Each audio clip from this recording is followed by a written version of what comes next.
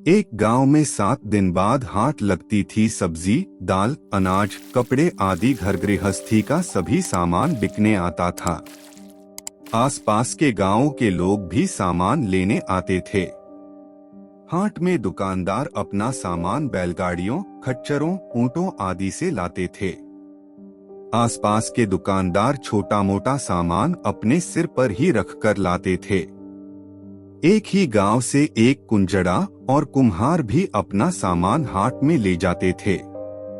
कुंजड़ा फल सब्जियां आदि ले जाता था और कुम्हार अपने मिट्टी के बर्तन। इनको सामान का भाड़ा इतना देना पड़ता था कि मुनाफा बहुत कम रह जाता था। उसी गांव में एक ऊंट वाला भी था जो हाट में दुकानदारों का सामान लाता ले जाता था। कुंजड़ा और कुम्हार ने तय किया कि हम अपना सामान ऊंट से ले चलते हैं। जो किराया आएगा उसको आधा आधा करके दे देंगे। चचक देखकर दोनों तैयार हो गए। उन्होंने अपने गांव का ही ऊंट तय कर लिया और हाट के दिन एक ओर कुम्हार ने अपने बर्तन लादे और दूसरी ओर कुंजड़े ने अपनी सब्जियां लादी। दोनों हाट को चल दिए। ऊंटवाला रस्सी पकड़े आगे आगे जा रहा था और ये दोनों साथ साथ चल रहे थे। ऊंट ने एक बार अपनी गर्दन पीछे की ओर घुमाई तो उसे सब्जी के पत्ते लटकते दिखाई दिए। ऊंट भूखा था। ऊंट की डोरी लंबी थी, इसलिए ऊंट ने पीछे गर्दन करके सब्जी के कुछ पत्ते मुंह में ले लिया और खा गया। यह देखकर कुंजड़ा मन ही मन दुखी हुआ। जब ऊंट ने दोबारा सब्जियों के पत्तों में मुंह मारा तो ऊंट वाले से कुंजड़े ने कहा, ऊंट वाले भैया, डोरी जरा खींच कर रखो।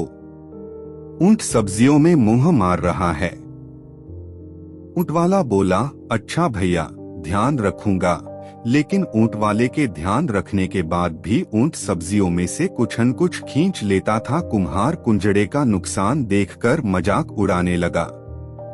शुरू में तो दोनों ओर बराबर वजन के सामान थे, बल्कि घोड़ा सब्जियों का ही भार अधिक था। कुंजड़े को अब लगने लगा था कि हाट पहुंचते पहुंचते सब्जियां कम हो जाएंगी। ऊंट ने एक बार फिर सब्जियों में मुंह मारा तो कुम्हार हंस दिया। कुम्हार के हंसने पर कुंजड़े ने कहा, देखना है ऊंट किस करवट बैठता है। कुंजड़े की बात सुनकर कुम्हार हंस दिया और कुंजड़े की ही बात को दोहरा दिया।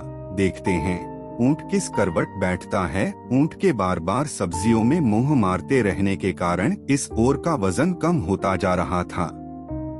धीरे धीरे बर्तनों का झुकाव नीचे की ओर बढ़ने लगा। यह देखकर कुम्हार का मजाक करना बंद हो गया। अब कुम्हार मन ही मन चिंतित होने लगा और सोचने लगा कि ऊंट किस करवट बैठता है। जब ऊंट हाट में पहुंचा तो उन्होंने सामान लगाने की जगह पर ऊंट को बैठाया। चूंकि बर्तनों का वजन भारी था, इसलिए ऊंट उसी करवट बैठा। कुम्हार के तमाम बर्तन टूट गए। कुंजड़ा व्यंग्य भरी नजरों से कुम्हार को देखकर कहता है, देखना है ऊंट किस करवट बैठता है।